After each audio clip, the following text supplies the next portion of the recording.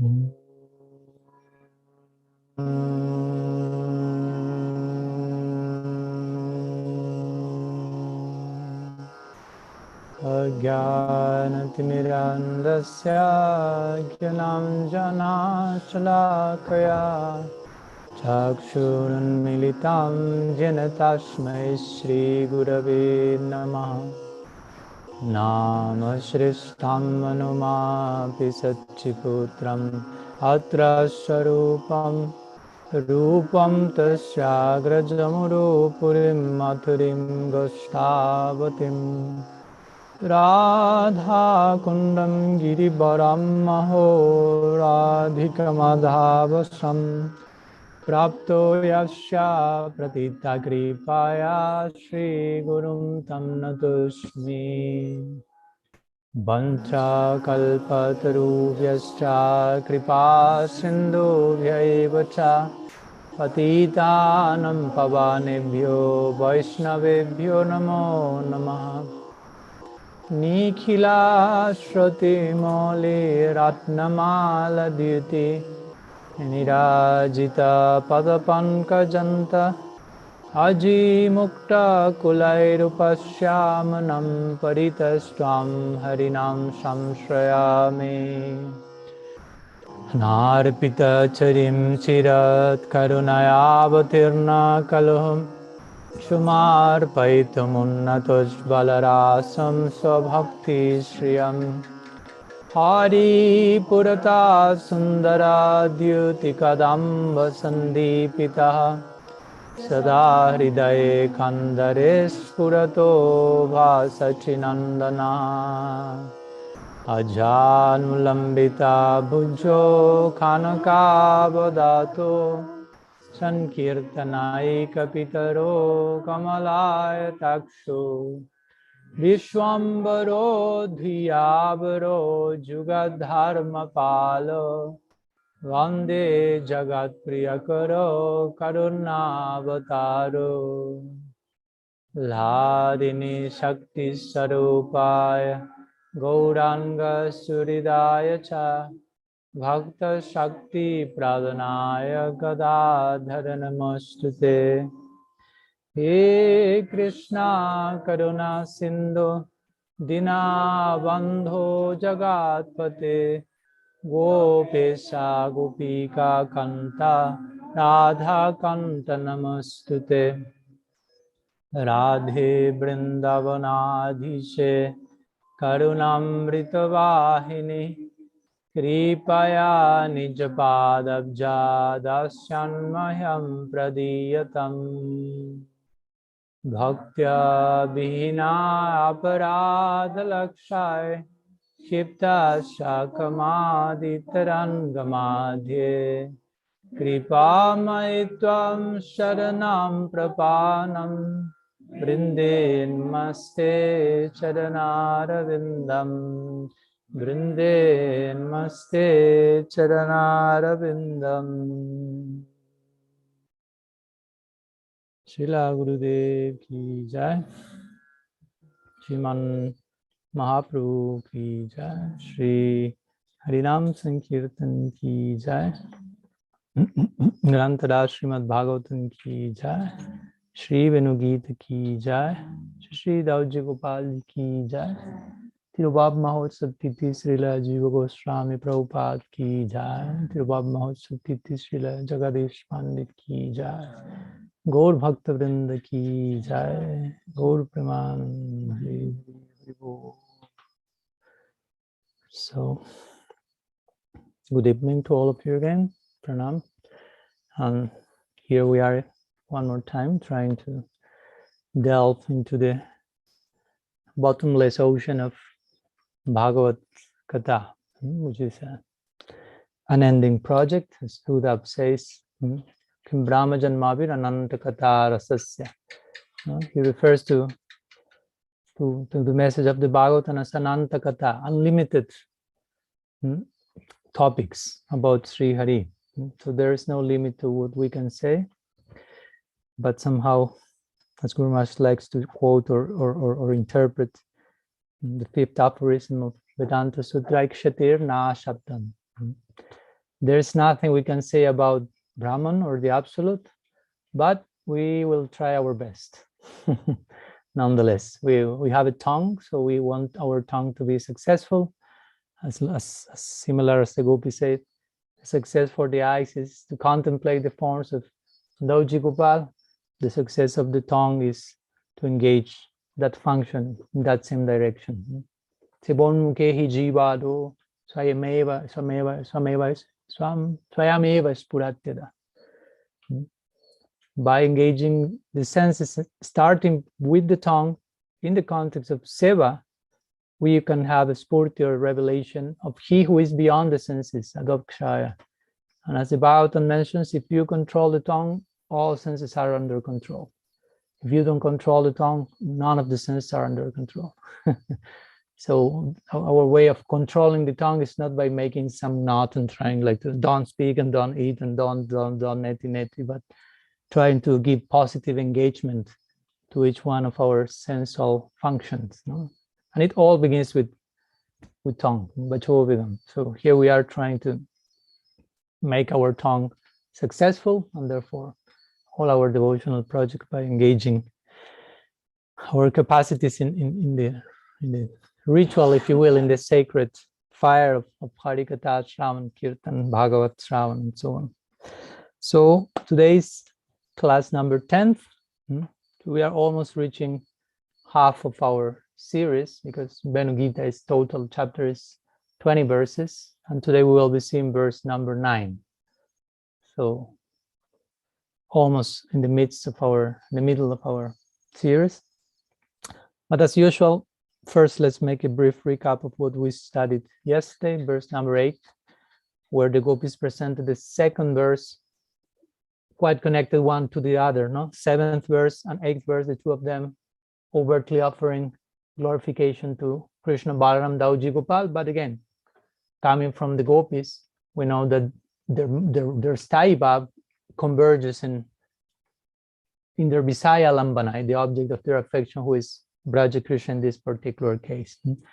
So, but they invoke the dual, the jugal, the divine pair of Shri Dauji Gopal in this case to create a particular setting so they can subtly, indirectly express their moods more and more, although they are trying to hide it, as we mentioned. In today's verse, the pressure cooker will whistle louder than these verses, but here still they are relatively able to conceal that, and describing them dressed with a variety of garments, a cluster of young buds of mango,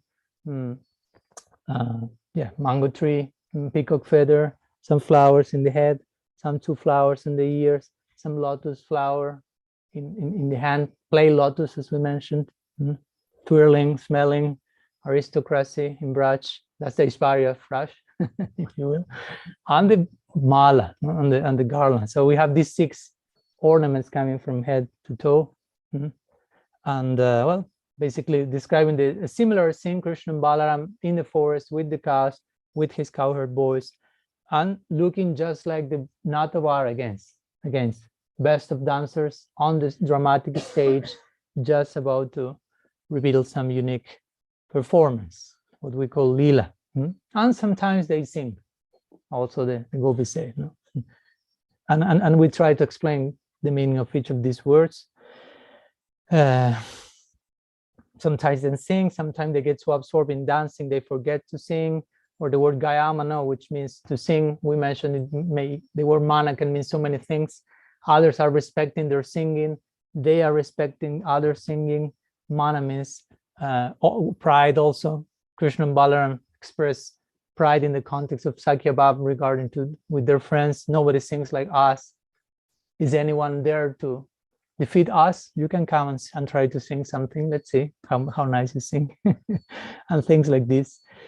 And of course, we mentioned that in between the lines, the underlying spirit of this verse and the previous is the gopis are somehow expressing appreciation for the fortune of the gopas. They are spending so much time per day with Krishna, going to the forest, embracing him, touching him, playing with him, going to all the things that we would like to do in our particular bhav, they can do in their particular bhav almost all day long. So we are so unfortunate we are born as gopis. We should be born as gopas. And this type of implications.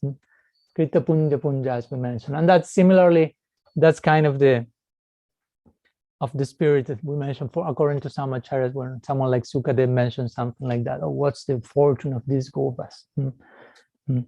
But as we mentioned, in connection to today's verse, between the lines, one gopi will say to Sri Radha, let's be born as gopas. Let's see what we can do to be born as gopas. And Radha will present another unique proposal. Already the idea of let's be born as gopas is quite unique. We have to understand in which context they are saying that. Radha say, no, better let's be born as the flute, which is receiving 24/7 Krishna's Adaramrita. So let's find about what the flute did in his previous life, so we can do that ourselves and be born as the Venu. So we can be there. We want to be there. So today's verse will be about that. Will be spoken by Sri Radha, and will be extolling the glories of the fruit. And in these verses, we mentioned the gopis are no longer able to hide their feelings, as they have been managing to do in the previous verses. So their bhava will kind of explode, and they will mention Krishna directly, overtly, and so on. So let's go to verse number 9. Remember, all these verses in Venu-gita from 7 to 19 are in the Vasanta Tilak Chanda. And basically here the gopis of Sri Radha in particular, at least according to some of the commentators, speaks this verse, and they will basically declare also how the Venu is stealing that thing which is actually the right of theirs, of them, of the gopis. Krishna's, the nectar of Krishna's lips, that belongs to us, will be expressed here. So the verse says like this.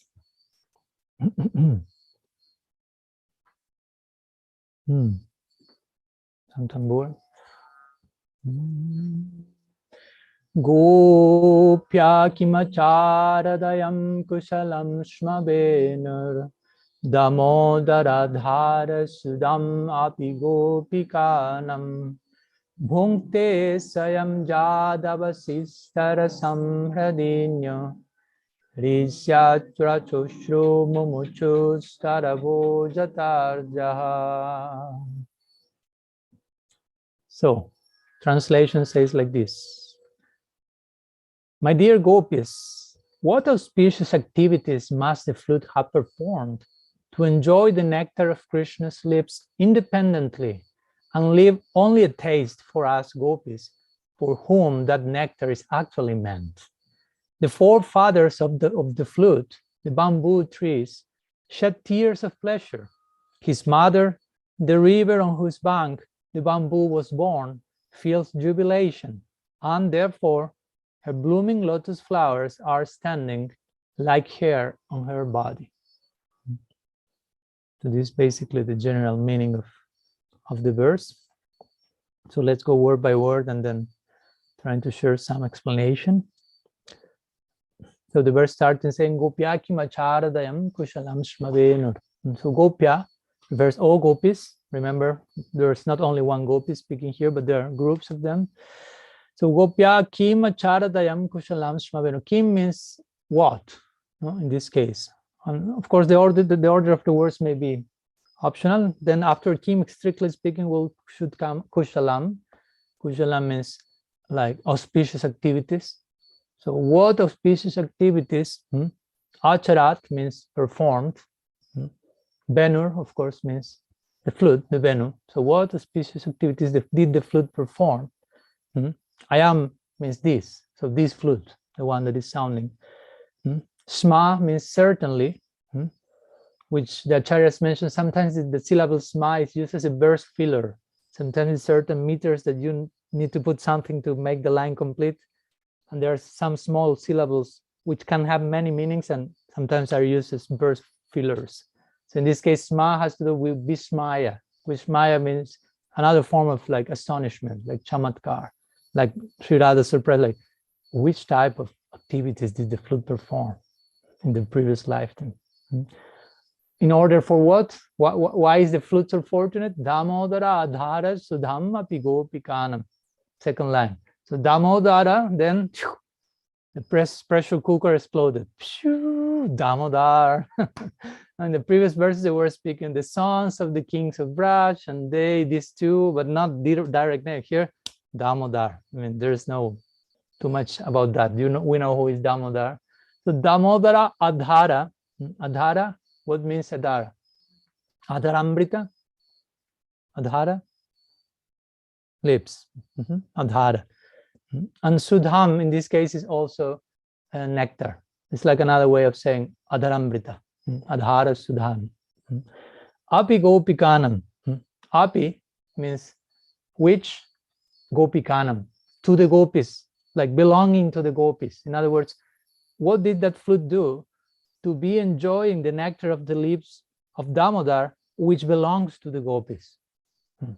He's saying Sri Radha here. That nectar is ours, but the flute is drinking it all over. So what must the flute have done? So those are the first two lines.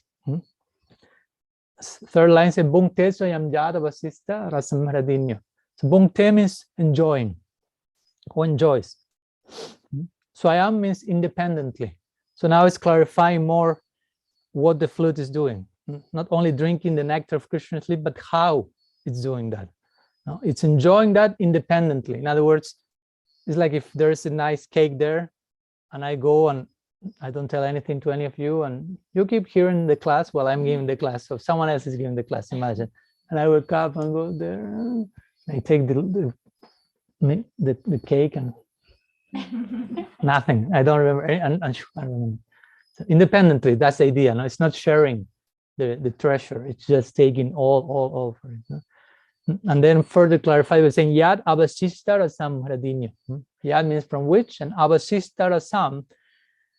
Rasa means rasa, like juice, and Abhasista means like there's no more of that. So Abhasista Rasa means in which no juice remains. So basically this is the idea. No? The flute is drinking all this nectar to the point that no juice remains. No? It's taking all for himself, basically. Hradinyo. Hradinyo is connected to the last line. Now Sri Radha will expand the idea not only to the flute, but will connect the flute to its forefathers. The bamboo trees and the rivers. So he says, Hradinyo means in this case the rivers, and Hrisyatvacho Shrumu Muchustaravo Jatarja. Hrisyatvacho. So Hrisyatvacho means they whose bodily hairs are standing on end. Still, it's connected to what's coming now. Ashru means tears, and Mumuchus means shed, so shedding tears, and Talabo Jatarja. Talabo means the trees. So the trees and the rivers are expressing basically ecstatic symptoms due to seeing the good fortune of the flute. Jatarja. Jata means exactly like, and Arya in this case means like forefathers or ancestors, basically. Generally, Arya means like a venerable person. In this case, referred like ancestors. Like the idea is the Venu is bamboo, is born from bamboo. So the bamboo tree is like an ancestor to the tree, to the Venu. And the bamboo tree is fed by the water of the river. So somehow the water of the river is like the mother, and the bamboo tree is like the father of the Venu. So the river and the trees are depicted as the Venu's ancestors, who are seeing the good fortune of their child, and are crying and expressing ecstasy because we are not able to have such a fortune, but our child is having that fortune. So it's like if we are having that fortune. So they express symptoms like we will see, like the soap or the honey coming from the trickling from the trees is seen by Radha's ecstatic symptoms that the trees are expressing. I mean, she's seeing all that for the to the eyes of their bhav, or the water, the river is flowing different directions, are splinking here and there. Oh, it's shedding tears, and like this. So, some word-by-word notion of this verse. So again, the gopis at this point are already desperate to meet Krishna. Remember, Purvarag is no joke. It's not like, oh, yeah, I never met Krishna, but whenever it has to happen, it will happen. No, this is not how it works for him. Try to imagine what must it mean to hear the flute and to see Krishna, because they've seen Krishna at the distance and they want to join him, but they cannot and they are seeing him on a daily basis, and they are stopping seeing him. I always say that, what must it mean to see Krishna, and what must it mean to stop seeing Krishna after having seen Krishna? We cannot fathom such contrast. You have darshan and you have no darshan after that. What happens? You are thrown into a pool of ecstatic desperation, basically. And especially the gopis, that when they see Krishna, it's not like they see and they can embrace and talk publicly and play. No, they just see it, but they have to conceal their sights, and it's just like, you know, sidelong glances and hoping someday they will meet him, and they're risking everything for him with no warranty that they may be able to meet him at any point. That's kind of the spirit of Parakya Bhav. Like, they're risking everything without any warranty that actually that will happen. But nonetheless, they cannot but throw themselves into that direction. So the gopis at this point were quite desperate, but as the Venu-gita progresses, they are becoming more and more like restless in their separation, and they keep hearing the flute. So the flute keeps sounding, so their hearts are turned more and more. So again, a new vision comes. Every verse of the Venu-gita is like a new spurti, a new vision that one of the gopis is having in the distance, physical distance, but internally absorbed in what's going on. So they are seeing how Krishna is taking the Venu. Sometimes it's described to the simhasana of his lips. Sometimes Krishna's lips are compared to the simhasana. So the Venu is sitting in the simhasana, and Krishna starts to play. So the gopis, again, some commentators may say in plural, the gopis, although Sanatana Goswami says Sri Radha here, they admire the good fortune of the flute, basically. And they start to speak openly about Sri Damodar, and wondering which tapasya did this Venu engage in to receive such a good fortune, constantly drinking this other amrita, the nectar of their lips. So again, Sanatana Goswami is the main one who reveals this verse is spoken by Sri Radha Thakurani herself. Generally, the other acharyas are not mentioning who is speaking each verse with names, but Sanatana Goswami in this particular case is mentioning, pointing to Sri Radha. And he's saying, Sri Radha here is showing the sattvika bhav, or transitory emotion, ecstatic emotion of Ashuya, which means envy. So as we say the other day, we have envy in the spiritual world. How about that one? The most unbecoming thing that we as sadhakas have to deal with and have to transcend. Nirmat saranam, the Bhagavatam begins saying, the first verse, this book is for people who has no envy. And when we reach the climax of the Bhagavatam, say, well, here we have the topmost example of love in the Bhagavatam showing envy. It's like, okay, how does it work? No? But again, there is place for everything in love. That's how accommodating love is. You can even accommodate envy in such a way that is nourishing it. Imagine. And prem in itself is such an expert substance, if you want to put it somehow, that it can take envy and be nourished by that. So strictly speaking, ultimately, envy is not a problem. The problem is that we don't know how to use envy for nourishing our attraction to Krishna. Basically, that's the problem. When we are envious, as sadhakas or as bada jivas, whatever the case, we are not able to use that envy, to engage that envy as nourisher, as udipana, but as something that may create even aparad, may create the opposite. But when prem is there, it's all-consuming. It's an all-consuming force that engages everything in the service of Krishna. Once someone asked Srila Sridhar Maharaj, how will you define prem? And he said very nicely, prem means that you are receiving unlimited energy to offer in service. That's prem, he said. We have some energy, not physical energy, he's saying, but capacity. So I am thinking about this now. If you have prem, you have unlimited capacity to use envy in the service of Krishna, even. So if you are able to do that, what to speak of everything else? If envy itself can be like dedicated in the altar of divine service, what to speak of all the other more overtly favorable qualities. So envy is one of the 33 sattvika bhavs. And when you study that list of 33, many of them seem like an artist at our present stage, like envy or lamentation, and Krishna saying the Gita Masucha, do not lament, or being angry. So it's again full circle, aprakrita lila in Braj. Everything reappears as it was appearing in our conditioned life, but showing its real perfect face in the service of Krishna. And Krishna is such a perfect object of love that all our tendencies can be engaged for his pleasure, even envy. Or even if you express envy not as a sattvic above, like Sri Radha is doing, we hear people like Jarasandha or Kamsa. There's famous verse in the Bhagavatam which speaks about how different people, no matter how they approach Krishna, they obtain some form of blessing, even with envy. Of course, there's Kaimutya Nyaya there, which means, oh, Kamsa approached Krishna with envy and he obtained Brahma Sayuja. The idea is, of course, oh, so I can keep being envious and just approach Krishna with that, and I will obtain that. But the idea of Sukadeva is, if that is the case, what if you approach Krishna with the pure spirit of the Brajabhas, who are the highest example of that verse? But here we find again another approach with another envy. Sri Radha expressing envy towards not Krishna, but towards the flute, of course, in this case, as we will see. We will see why.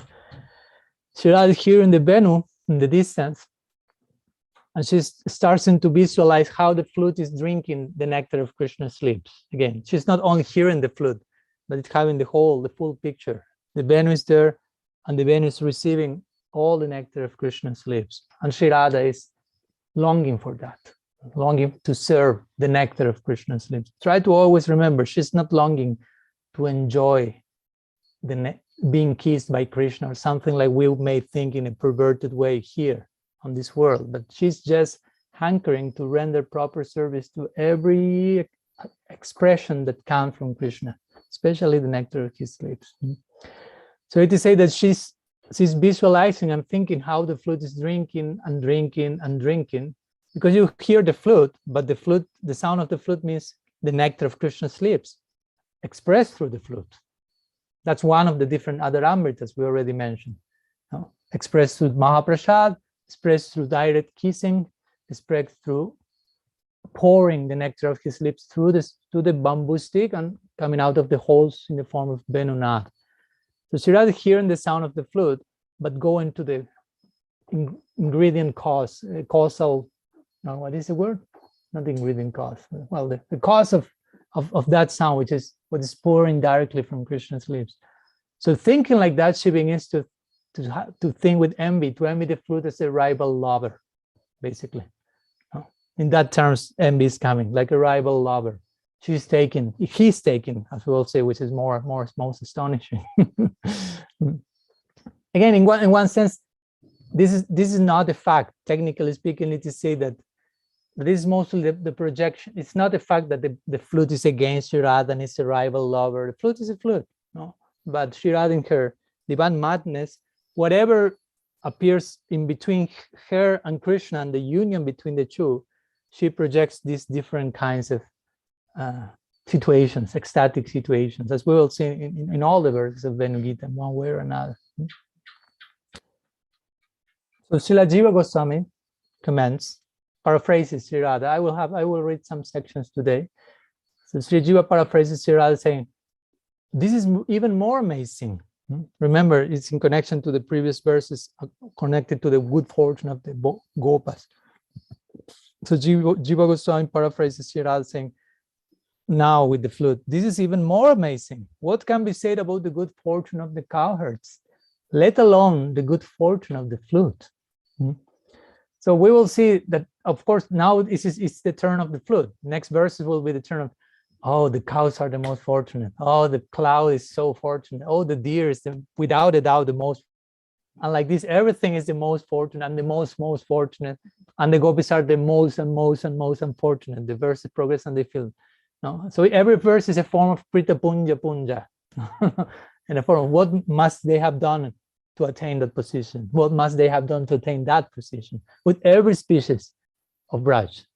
So that shows the dignity of the humility of the gopis. They are not like roaming in breaths like, hey, we are the topmost ecstatic devotees of Krishna. We have Adiruddha Mahabhav, nobody else apart from us. They're not feeling nothing like that. They look a speck of dust and say, oh, so fortunate is that speck of, we don't have that fortune. So that's a pretty deep teaching for us as sadhakas, how we are to deal with this idea of fortune and advancement and relation with the attainment of others, and we should remain always appreciative of that. So Jiva Goswami mentioned that in this verse, conceiving a false theory due to being madly in love, a madness breaking forth because of Mahabhav, rather talks about an inner longing involving jealousy. Sometimes it say envy, sometimes it say jealousy. But Jiva Goswami describes that like she's conceiving a false theory. Again, she's mad, in love, unmad. Interestingly, in Sanskrit, the word unmad is madness and includes the word mad. Debian mad, different ways to speak about that. So due to Brahmar-Gita and there are many examples in the Bhagavatam about this divine madness, which is the highest form of sanity and sobriety actually for us. That's basically what you can do with your free will. Just you can choose the type of madness you will end up in. You want to be mad in the context of Maya Shakti, you want to be mad in the context of Swarup Shakti. No in between options here, at least for us. So Shri Radha, again, in Mahabhav, Jiva Goswami is saying she's experiencing that. And of course, Shri Radha is Mahabhav Swarupini. She's the very personification of this greatest of all emotions, which in its ultimate development is called Adiruddha Mahabhav, and in that context, so many refinements that all ultimately only appears in her, the very embodiment of that. So in this mode, in this ecstatic condition, it is described as Sri Radha is approaching her friends, Gopya, her Sakis, her Gopis, like headed by Lalita Devi, for example, and start to ask, what good deeds have the flute performed? And she starts to use quite intense language. Let me read some of the comments of our Acharya because they're very specific. She says, what good deeds this flute, this lifeless and juiceless piece of wood could have done to earn the blessing of enjoying the nectar of Krishna's lips? So we'll see on one side they are admiring that, but at the same time they are like, I mean, this is just a dry, empty piece of juiceless fruit, wood, and is receiving so much nectar. So Shri Radha starts to wonder if we could find what this bamboo did in previous lifetimes, or in this lifetime either. Again, in their madness, they project whole entity there, what austerity, what tapasya must that flute have done in this particular lifetime, whatever, which holy places he went to have a bath, which shastra studied, under the guidance of which guru. And again, you generally don't think about the piece of bamboo doing all that stuff. But Shri Radha is hyper personifying everything, basically, So let's get his astrological chart. Let's see all the details about this life and previous life. All will come there, and we will know what to do, basically. So that's interesting to have such a birth, such a high birth. For example, in Shastra say, if you want to be born as Brahma, you have to, as Guru Maharaj says, to execute perfectly Varna ashram for 100 lifetimes. So just try to imagine, and that position still is highest in the material realm. And what about transcendental position in attaining moksha, even extraordinary, attaining a place in Vaikuntha, super extraordinary, attaining a place in Vrindavan, hyper mega archi, super extraordinary. Manusyanam sahasrachu kachijatati sidaye yatatamapi shidanam kachimam beti tattvataha.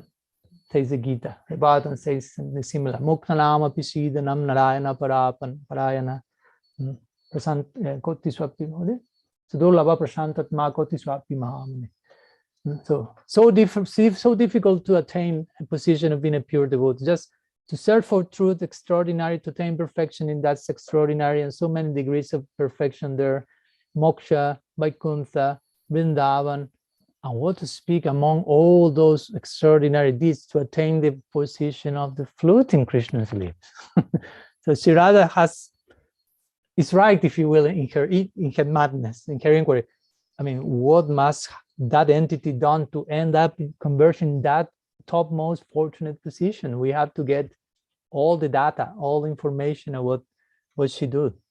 So we can obtain the same favor. Again, another type of Krita Punya Punya.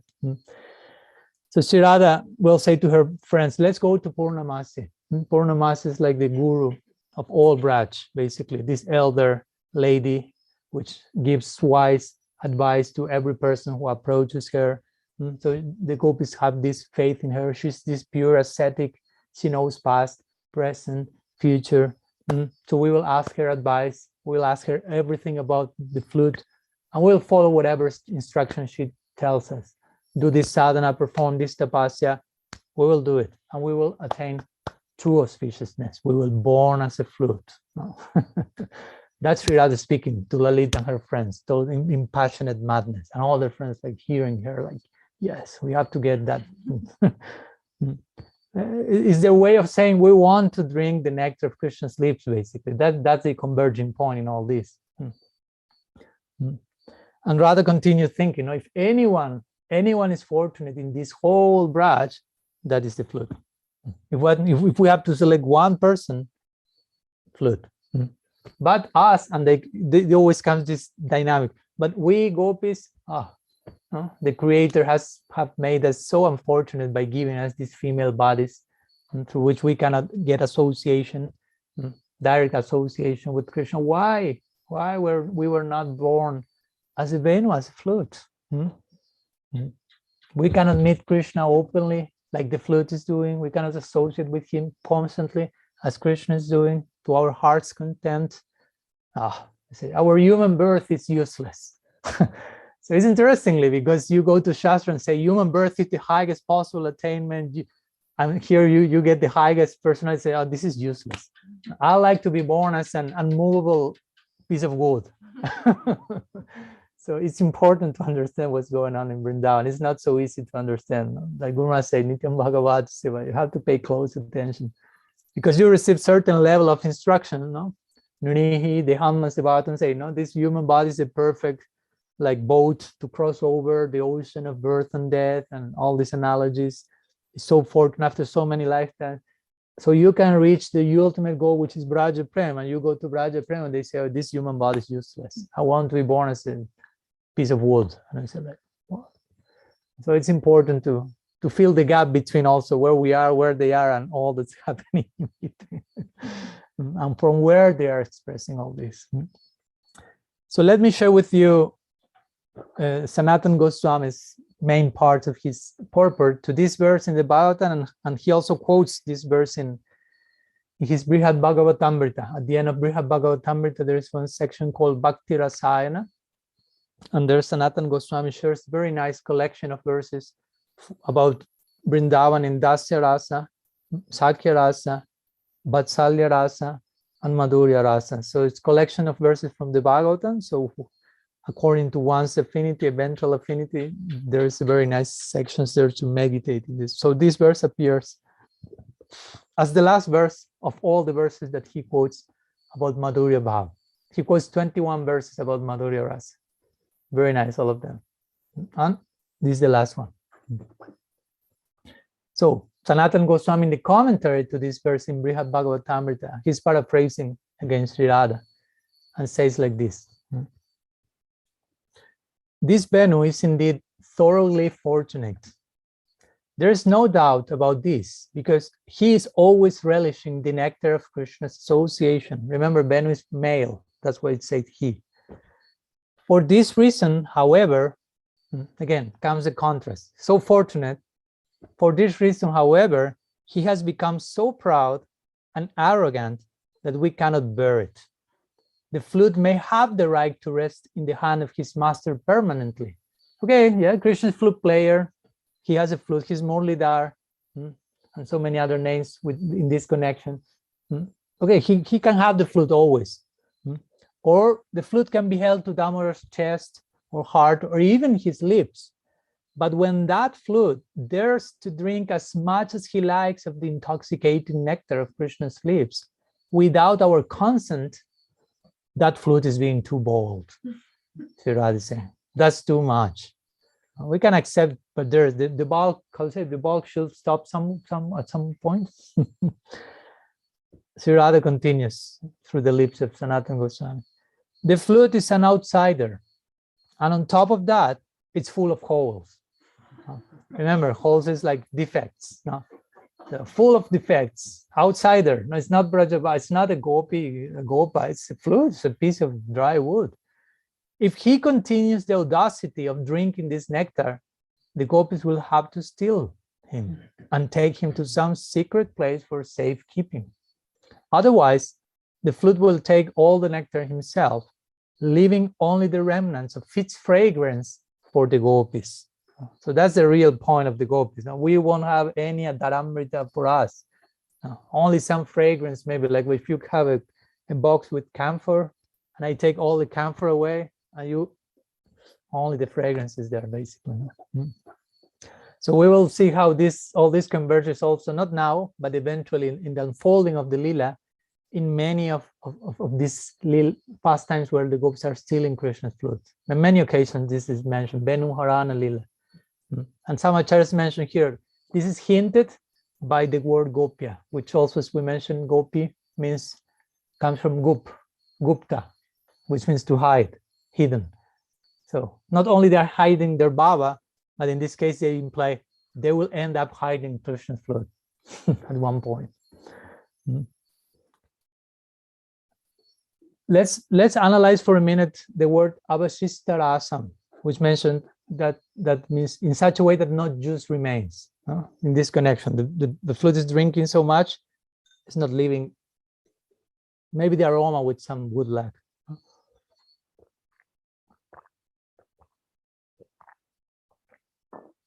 So one level of meaning is that one. The flute is drinking all of Krishna's, do not get distracted, all of Krishna's other amrita and not leaving any remnant for the gopis. Or another thing is the flute itself is drinking and drinking and drinking, but his thirst is unquenched, you say? There's so much rasa coming there, and the flute becomes frustrated of not being satisfied, so continues drinking more and more and more and more and more, and it's not stopping of doing that basically. And no matter how much the flute is drinking, the nectar of Krishna's lip is never diminishing. That's the point. No? The nectar that comes from Krishna's lip is not that becoming dry or empty by pouring so much into the flute. Remains updated, always increasing. So the flute becomes more and more greedy of drinking more and more and more. Sri Radha concludes like this. That is why the Venu is drinking perpetually, because there is no shortage of supply. Basically, it's coming more and more. Now, this is similar to. We have to interrupt that, the gopis are thinking. We have to interrupt that exchange. Similar to the Damodar Lila, as we know, no? When Krishna was drinking breast milk from Jashoda's breast, and Jashoda had unlimited Vatsalya capacity. She has so much maternal affection for Krishna that there was no limit to how much milk was pouring. No milk representing her Vatsalya bhav. And Krishna was drinking that milk, and he had unlimited capacity to receive the affection of Yashoda. So, the two of them were totally mesmerized, charmed by each other's love. So Yashoda was just giving unlimited supplies of affection in the form of milk, and Krishna was drinking and drinking. And at the same time, the milk was boiling in the stove, as you know, wanting to be offered in service for Krishna, but realizing if I do not do something to interrupt this whole affair, I mean, Krishna and Yashoda will continue in that interaction forever. No? And I won't have the chance to be of service, because she will take he's capturing him wholesale. So that's why the milk starts to boil and make some noise, and Yashoda gets interrupted and breaks the whole interaction. But because if not, there's no limit to that. So something similar here. No? So much nectar is coming from Krishna's lips, so much greed has the flute. So we have to do something to interrupt that. We'll see the gopis start to devise some plan for Venu-harana, no? Stealing the flute. And here Sri Radha mentions, as we said, openly Krishna's name, Damodar. And as we always mention, whatever name is invoked in any particular verse in the Bhagavatam has a very specific meaning. It's not just like casual for the sake of meter or something, or rhyme, but for some reason they're naming Krishna Damodar here. Of course, Damodar means he who is tied in the, how do you say, belly? Yeah. And of course, the famous Leela connected to that is Yashoda Damodar Leela. But there's another Leela with Sri Radha as well, called Radha Damodar, that we also have her Radha Damodar. So in Kartik, there is also celebration of Sri Radha tying Krishna, having some hidden marriage ceremony, like when you marry with someone in the Vedic tradition, you tie the clothes with the other person. So Krishna is being tied by Sri Radha's affection. So you ultimately, Damodar in the context of Madhurya Bhava applies to Radha Damodar. But the idea of calling Krishna Damodar means he is the one who is tied. So he should allow himself to be tied by our love, the gopis are saying, Radha is saying. We have so much love for him, but he should be allowed to be tied. In other words, he should allow us to have union with him as we would like to serve him in that particular capacity. Because if not, we don't have the chance of drinking the nectar of his lips. The flute is plundering all that. He's taking all for himself, basically. So try to imagine at this point, again, the gopis are in Purvarag. They are dying literally in separation of Krishna. They are struggling to keep themselves alive.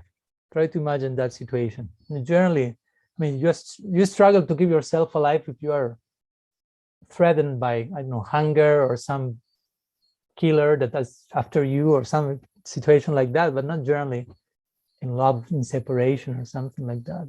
So the gopis are struggling to keep themselves alive. Indeed, the acharyas mentioned in this case, in connection to that point, the word gopi. Gopi, remember, means one of the meanings, she who protects the senses. And we say they protect Krishna's senses by giving him sense enjoyment in a transcendental way. But in this case, they apply, the gopis are she or they who protect their senses. In other words, they are protecting themselves. They're trying to stay alive, they say, basically. The word gopi may refer to how the gopis struggle in separation from Krishna to keep themselves alive, somehow or other. They make great effort not to die. Because as it mentioned, they know if we should die, Krishna will suffer. And we cannot even conceive about that. Like Krishna may suffer because of us. No, that's worse than death. So somehow we have to continue being alive. Or Jiva Goswami interestingly connects the name Damodar with the childish Leela, childhood Leela of Krishna with Jashoda Damodar Leela. So by calling him Damodar, we generally say a name that immediately may go to the Kumar Leela, or Krishna as a baby, and the gopis imply with this, we have a natural relationship with Krishna since we were like this. No? We know him since he was tied by Jashoda. We grew together. We have the same age. We are the same class, Jati. We are Vaishyas. He's Gopa. We are Gopis. And what we are feeling now is just a natural development of what we felt from him from day one. That's basically the implication. This is not some forced thing we are saying. It's the natural thing that came from that day one we know him. And all that is connected again from Damodar Leela. Krishna is a boy tied by Yashoda. And of course, again, the conclusion in all these reasons and arguments is, therefore, the nectar of the leaves is to be enjoyed by us, not by the flute, basically. So let's go to Vishwanath Chakravarti Thakur's Sarartha Darshini commentary. He's really intense here. So let's see what he says. I'm sharing some parts of it. No, of course, with all this, you are invited to go and read for yourself in further detail the different commentaries. We are just giving some trailer here, unlimited portal. So he also is paraphrasing Sri Radha. Remember, they are Manjaris and they are quite biased toward her mistress also, so they will speak strongly in her favor. They are Radha Snihadika, which means they are always partial to Radha. Always. Some gopis are partial to Krishna, some gopis are sometimes partial to one and to other. as our gopis are always partial to Radha. So the manjaris are the latter type. They say that when Sri Radha gets enraged with Krishna without good reason, the gopis who are sometimes partial to each one will be partial to Krishna in that moment, when Radha is angry out of nowhere. But when she's angry with a good reason, they are partial with her. But the manjaris, the Radha Snehadika gopis, the ones who are partial to Radha, even when Sri Radha is getting angry out without any reason, they still are partial to her. They are fanatic in the transcendental sense. So Vishwanath is one of them now in his sadhaka role, saying, paraphrasing her Swamini, what auspicious activities did the Venu perform to become Krishna's wife? It did not do anything auspicious. Now it starts the smashing immediately almost. The flute did not do anything auspicious because it took birth as a non-moving creature. In Shastra, you say, for to be born as a tree, you may have behaved not very nicely in your previous life. No. So it's not a question about what punya did engage to, because to be born as a bamboo stick, I mean, you must have been pretty sinful maybe in your previous life. You cannot move now. So Vishwanath says that Radha thought like this, no? It did not do any auspicious because it took birth as a non-moving creature, a low birth resulting from a lack of piety. Yet, now comes the contrast, the lack of piety, yet that flute drinks the nectar of Damodar's lips. Can we tolerate that?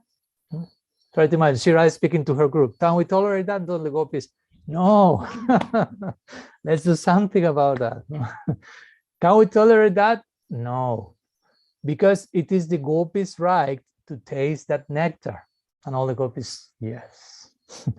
After all, Krishna was born as a gopa, and we were born as gopis. Therefore, we have the right to taste those lips, not the flute. And all the gopis, ki jai.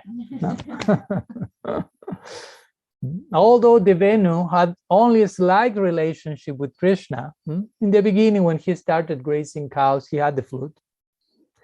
He suddenly became the heir extraordinaire to the full rights of Krishna's Adaramrita. So out of nothing now, he's inheriting all the nectar for himself. Furthermore, so that's the beginning criticism. Now comes like layers of more and more caustic commentaries. So Sri Radha continues, furthermore, the flute has the audacity to manifest as male in form and still enjoy Krishna. Because again, we mentioned the other two flutes, Murali and Bamshi, they are female. So we could say, okay, Bamshi and Murali, it could have been something different. It's female. So female, Madhurya Bhav, okay, we can empathize more with their situation. But the Venu is male, and he's drinking all the fruit of another male. Such audacious nature. Moreover, on top of that comes another layer. This enjoyment is done without marriage, utterly alone, and by thievery. So all the possible worst things you could do, all the things the flute is doing simultaneously. And on top of that, Sri Radha is becoming intense at this point. On top of that, the flute then brazenly announces the fact to the real owners of the treasure, namely us, by blowing air.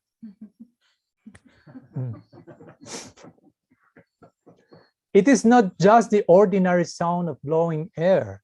It is the cries of the bliss the flute experiences in association with Krishna, and we are forced to hear that sound. Try to imagine. At this point, the gopis are just like, we have to do something about that immediately. This is too much. But this is not all. A little bit more, Vishwanath has to say. The flute is enjoying so much that it leaves nothing left. Because at least, okay, all those things, he can leave some remnants, but nothing is left, not even a morsel. Like when some devotee goes there, they did done some paneer sabji, and the devotees go and select on all the paneer in one plate and leaves only the liquid, the soup there in the bucket. Okay, so I have all my paneer. Okay, so you can take your part, no problem. There's nothing. I've seen Vaishnavas doing that many times. That's not in the Vaishnava etiquette class, just in case. No?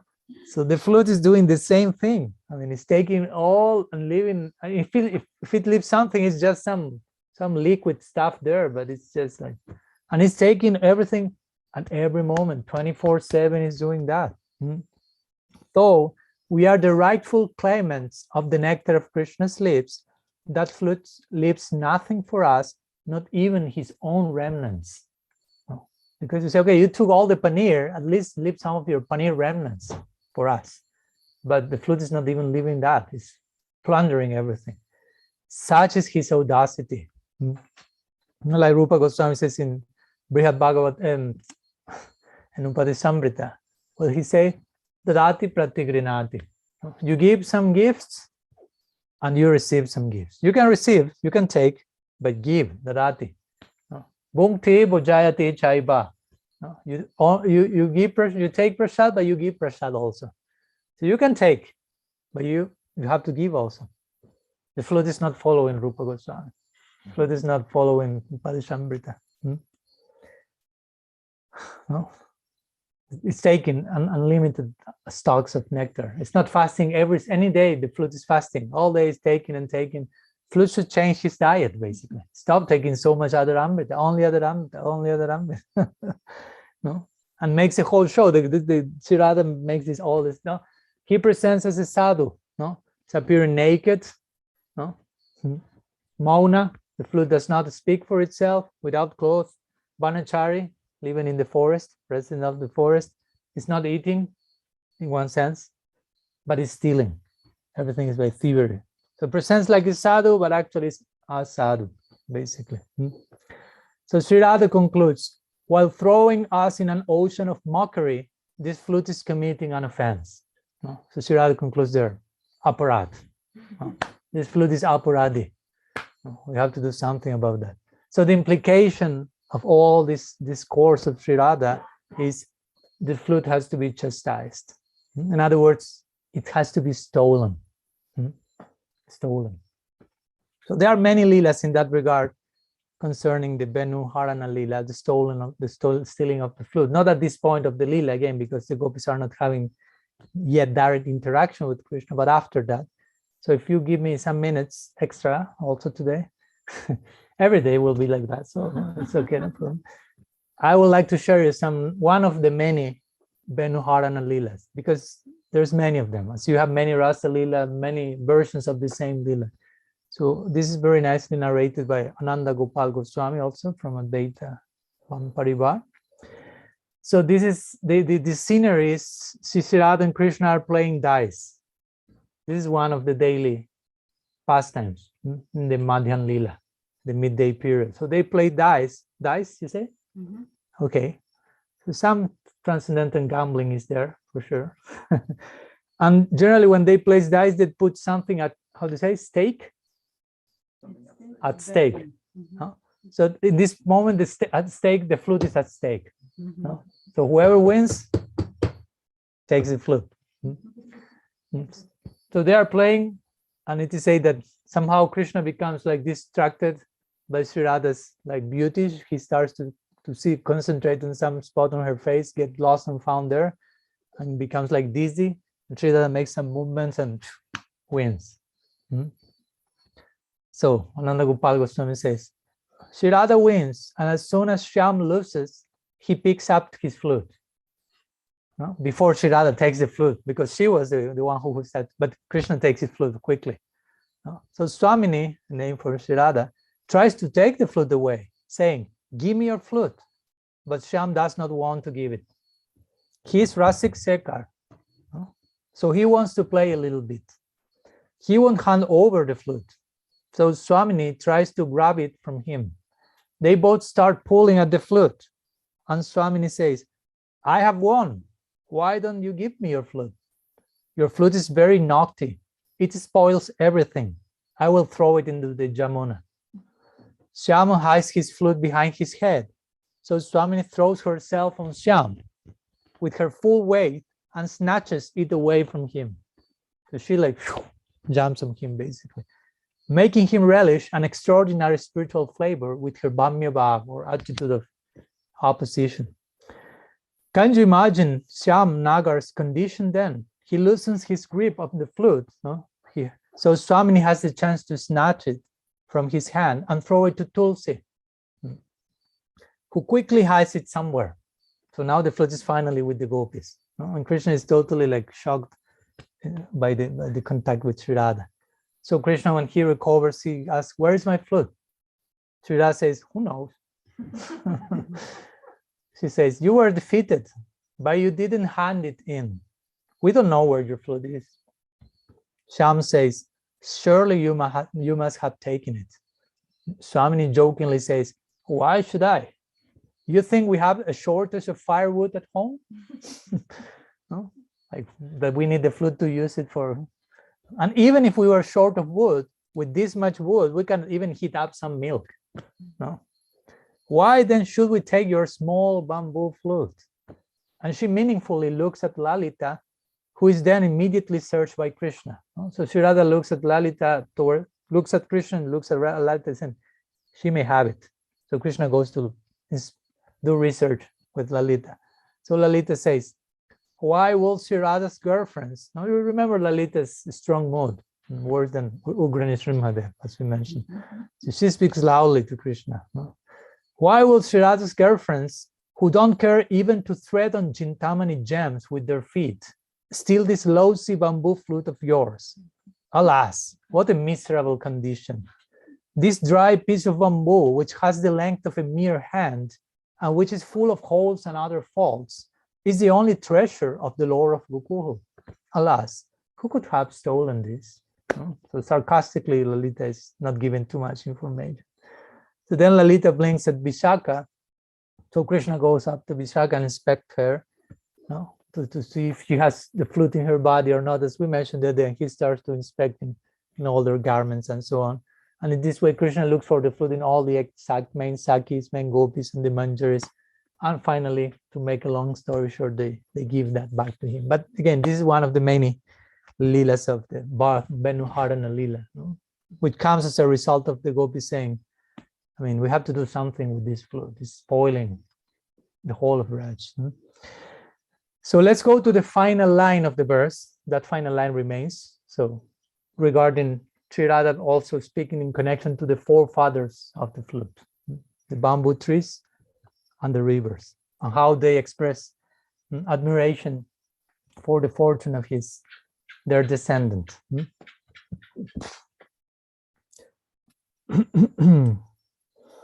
So it is said that in the same way that the devotees will experience or express ecstatic symptoms like horripilation of tears, all these different bhavas, sattvika bhavas. Similarly, in this case, the trees and the rivers, as we'll see, are also displaying symptoms of bhav. That's what Sri Radha is seeing through her bhava, netra, the eyes of emotion. Some commentators will say, okay, the flute is drinking everything, but even if it leaves something, that other amrita, that remnant that is there, he's given that to his forefathers, not to us. And that's why the rivers and the trees are showing all these symptoms, because they are tasting the remnants of that other amrita. Like, for example, the nectar of Krishna's lips. Sometimes Krishna goes to the Jamuna and he does achaman. Om Kesavaya Namaha, Narayanaya Namaha. So the river Jamuna gets in touch with the other amrita, with Krishna's lips. So those waters sometimes start to become ecstatic, create some waves, and they're sprinkle on the trees. So they receive remnants of the other amrita, and they show the symptoms that Sri Radha is mentioning, like tears in the form of sap or honey, and so on. But again, the conclusion of Sri Radha is all for the flute and his ancestors, nothing for the gopis, nothing for us. And again, the other general explanation is the trees are bamboo trees specifically, The Venu is born from them. So the trees are like the bamboo, the Venu's father. The river is like when a baby's drinking milk, the milk for the bamboo is the water of the river, basically.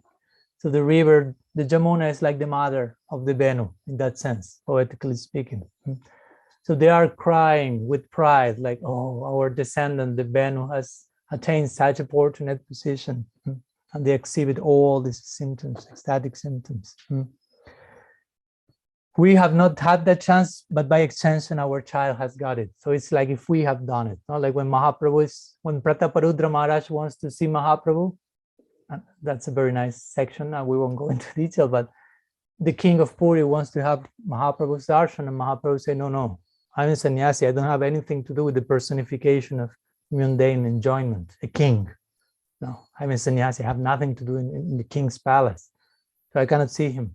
So for a long time, he's like churning the king's heart, who was actually a great devotee, but denying himself. I cannot see you. I cannot see you. I cannot see. I won't see him ever. And Prataparudra Maharaj is like burning in desire of having Gaura's darshan.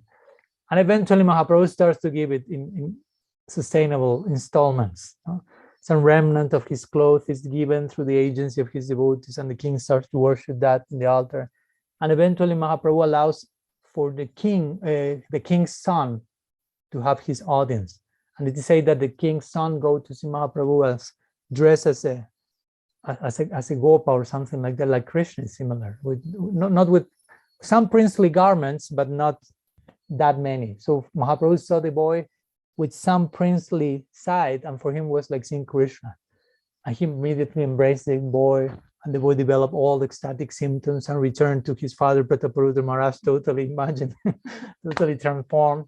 And Prataparudra Maharaj embraced his child, and he himself felt like, oh my God, this is like, it's happening to me somehow. Through my child, Mahaprabhu is giving darshan. So similarly here, the trees, the rivers, father and mother of the Venu are feeling, oh, we didn't have that chance of converge in the Simhasana of Krishna's lotus leaf, but our child has that fortune. So our whole dynasty is blessed by that, basically, in this type of ideas. Or another idea, interesting, that again depicts the divine madness of Sri Radha when she said Jata Arya, which says, just as superiors, the trees and rivers are crying, and so on. Another idea is everyone is enjoying except for us. Again, it's the idea. So just as our superiors cry, Jata Arya, Sri Radha is implying these superiors, the flute superiors, are crying. So what's the meaning of this? When Sri Radha says, just as our superiors cry, sometimes in the daily dynamics, in her daily dynamics, Sri Radha will hear Jatila crying for whatever reason during the day, whatever, some rumor about her, how do you say, daughter-in-law? Sri Radha is her daughter-in-law. Chastity, some rumor about that, or she would like to have more cows to be more wealthy. She's always like lamenting for that and wanting more and more. So, but Sri Radha in her bhav, sometimes in her madness, like in a moment like this, it is said like when Sri Radha hears Jatila crying, Sri Radha will think, oh, Jatila is crying because she's lamenting that she's too old and she would like to have our age so she can engage in Madhurya Bhav with Krishna. But she's crying because she's like an old lady of 60 years or more. So she's lamenting. So she's, sometimes the acharyas compare. The Sri Radha is saying that just as our superiors sometimes are crying in connection to Krishna, now these superiors are crying from another side, but the superiors of the flute are crying for another reason, but externally it seems similar. So basically that's the conclusion. Sri Radha in her Divyan Mad is concluding, according to some of our acharyas, the rivers are female in nature, and the trees are male in nature, and are male friends and messengers. So all of them are our enemies, Sri Radha, according to, I think it's Sanatana Goswami who says that. No? The rivers are female friends of the flute, the trees are male friends of the flute. So the flute, the rivers, the trees are all our enemies. Conspiracy theory in Braj. All are against us. All of them are not allowing us to drink the nectar of Krishna's flute. So all of them are our enemy. Again, this is not victim consciousness. It may seem so, but it's not. So be careful with that. So again, the gopis are concluding Sirada, therefore we have to hide this flute. So that is not, because it stopped, if not, it won't stop getting the nectar of Krishna's lips. So in that sense, Shirada is manifesting again this Sanchari Bhava of jealousy or envy, Asuya. But again, this rivalry between Shirada and the flute is just like part of her, byproduct of her divine madness, actually. There's no real rivalry, in Vrindavan. Everything is serving the same interest. So the victory of any so-called rivalry is always taken by Prem. Prem is always victorious, if you want to put in the rivalry. And of course, Shirada is the personification of that. Let me finish with one short paragraph from Gopal Champu by Jiva Goswami to finish there. He's saying, Sri Radhaji tells her friend, like a way of summarizing this section. And for those who would like just a reference to read some very nice sections on the flute, you can study chapter 16 of the Antya Lila of Chaitanya Charitamrita. We won't see that here, it may take too much, but there are very nice verses that Mahaprabhu is mentioning in Radha Bhav there, on other Bhavs as well. So Sri Radhaji tells her friend, O Sakhi, I pray to God for birth in a family of bamboo in order to become a Venu and remain on Sri Damodar's lips forever. I am not praying for the superior birth as a human female. Krishna is always hungry to play the flute and revels with him with great delight. For the flute, made only of bamboo, Sri Krishna is easily available, while he is completely inaccessible to those who have taken high birth as women. For us, basically, she's saying, past gopis. Even if I am born as dead matter and ignorant of my identity, I become a flute, like some inert piece of wood. The omniscient Sri Krishna will know that Radhika, being acutely afflicted by my separation, has come to me as a bamboo flute. He will then place me on his lips again and again. In her madness, Radha will say that. Even if I appear as a lifeless piece of wood that cannot speak, say anything, Krishna will know I am there. He will be compassionate and place me on his lips forever. So again, that's a way of how the Madhurya, the Parakiya Bhava of the gopis, it's expressing themselves through every single thing in Braj. So similarly, of course, we cannot imitate Sri Radha, but as we already mentioned, just to make some parallel with our sadhaka experience, we should become as flutes. We already mentioned some examples of that, no? But we can add some, no? The flute is straight, so we should be straight as sadhakas. We should not be crooked. No? We should be like Sharalata. Sharalata means, sometimes Prabhupada Bhaktisiddhanta will say, Vaishnavism is Sharalata. Sharalata means simplicity. Simple-minded, not crooked-minded. So the flute straight, we should be straight. The 6 holes of the flute sometimes are connected to the 6 sins, if you will, Kama, Krodha, Lobha, Mada, Moha, Matsarya, that one should conquer as a sadhaka. Desire, lust, anger, greed, pain, pride, illusion, and envy. So the flute is free from that, basically. Although it has the holes, it's free from defects, actually. And also, in the flute, inside the flute and outside the flute, there is the same thing. There's air. Inside the flute is air, outside the flute is air. What is in is out. So we as sadhaka should be like that also.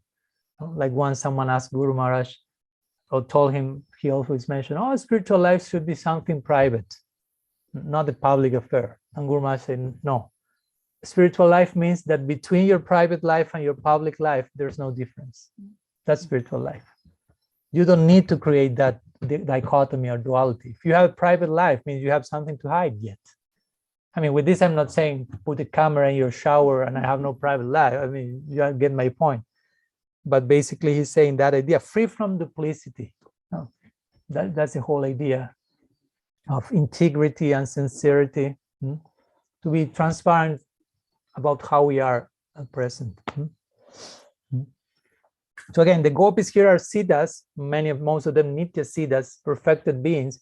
We are not in that position, so we as sadhakas, practitioners, need to consider all the things, because this is a necessary background for attaining siddhi at some point. We are here witnessing what the perfected beings say, feel, will, but of course, for us to reach that, to get closer to that realm, we have to know how to apply the things in our life, becoming straight, becoming honest, sincere, transparent, free from bias. And of course, it may take some time, but all these type of narrations hopefully somehow inspire us to continue pursuing this glorious ideal in the company of the sadhus, with a deep foundation, as we always mention, of saranagati, to make all this narrative something realistic in our life, not just a nice story.